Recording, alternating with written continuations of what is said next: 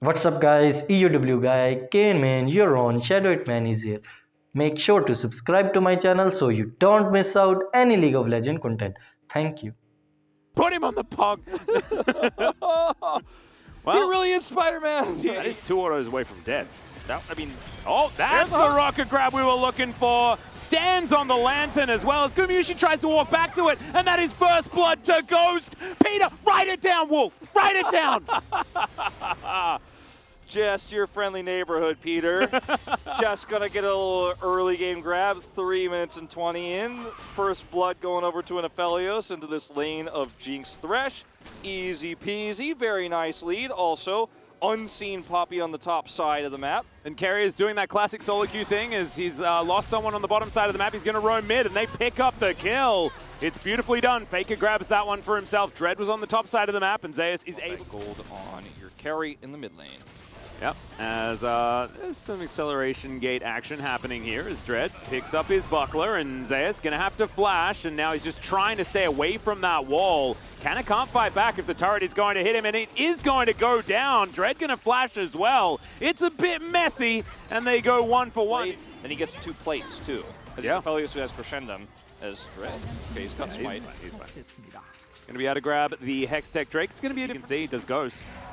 Able to just sever him Q. Already used the hook. The hook is not going to connect as Peter.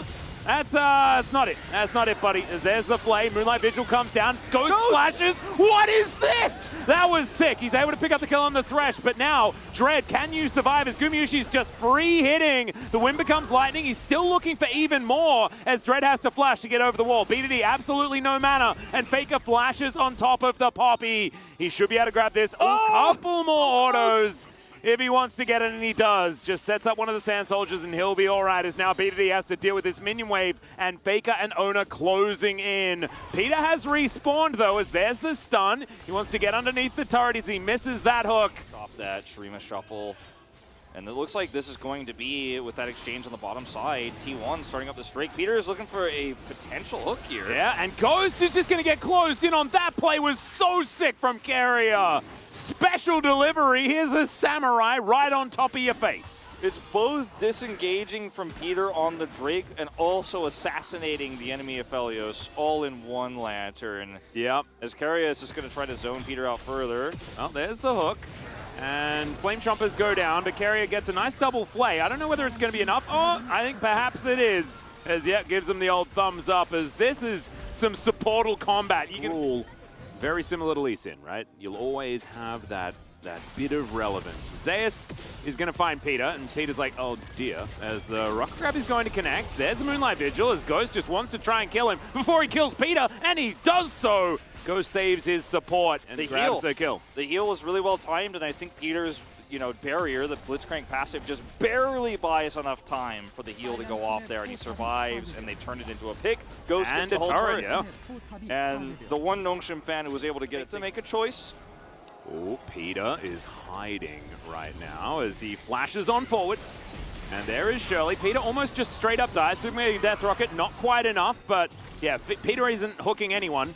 And Shirley is going to deal with this outer turret very nicely. T1 not afraid whatsoever, as Owner is going to get thrown away. It is going to be Nongshim picking up this Drake, but that is double charge, maybe triple. He's going for the inhibitor charge. There's no one Yeah. here to stop it. And that might actually even lead to an inhibitor take. Yeah, I mean, that's an inhibitor to go, inhibited turret to go down. Yeah, they don't want it. Is scary. BDD on the side here. Faker's looking for a flank.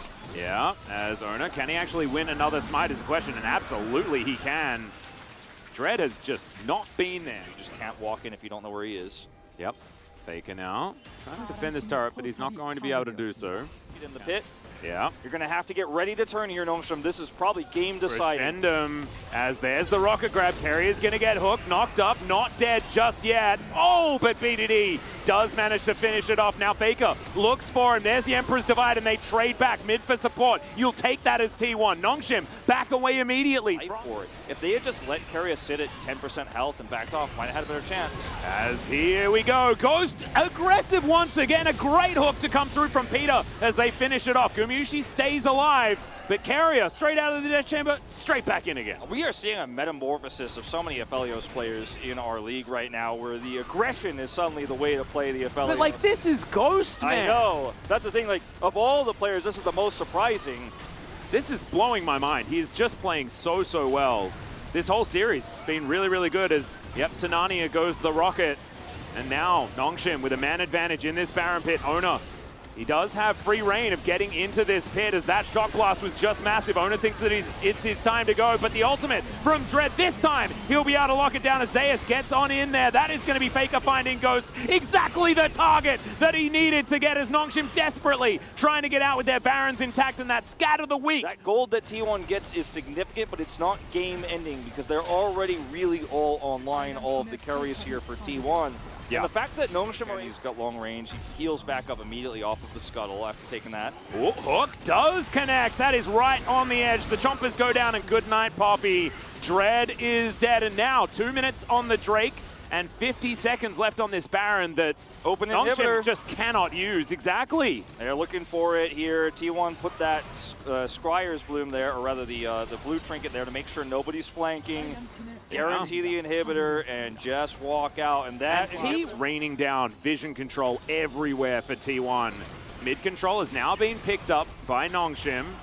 As, okay, Calibrum doing a bit of work there onto Faker. Ghost is a huge target, and Ona is off on the side. The flank angle is fantastic. Dread tanks up the rocket. They're trying to avoid this poke damage, and Jinx, just regular auto attacks. A poke is now Ghost is going to try to get pushed back to the rest of the team. The heroic charge comes down as Peter just straight up dies, and now Ona dives on top of the Aphelios. There is nothing he can do, and T1 have taken over. BDD off on the back end of this fight as Scat of the Week will connect. That grabs themselves the Guardian Angel, and now Faker dives into the backline, but will be taken down by a perfectly timed Dark Sphere, and now a teleport to get BDD to safety. Carrier spots him, but he will get back towards this base as Gumayushi was pushing. Dread now in no man's land once again. already used his ult. Yeah, I don't think we're hex flashing out of this one either, and Zeus is going to be able to pick up that kill, and it looks like it will just be Mountain Soul that T1 collect for themselves. A 5,000 gold lead now. Mountain Soul here, I mean,